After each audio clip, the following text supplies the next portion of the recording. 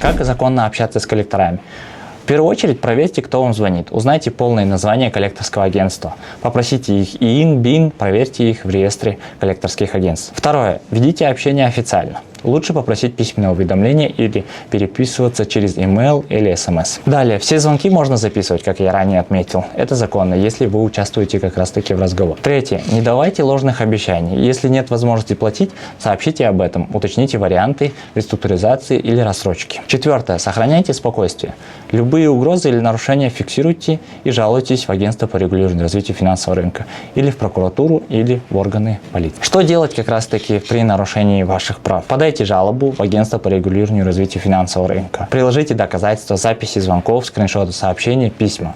При серьезных нарушениях пишите заявление в полицию по факту вымогательства или угроз. В заключение хотелось бы отметить, что взаимодействие с коллекторами в Казахстане строго регламентировано законом. Необходимо не поддаваться угрозам и фиксировать все обращения и звонки.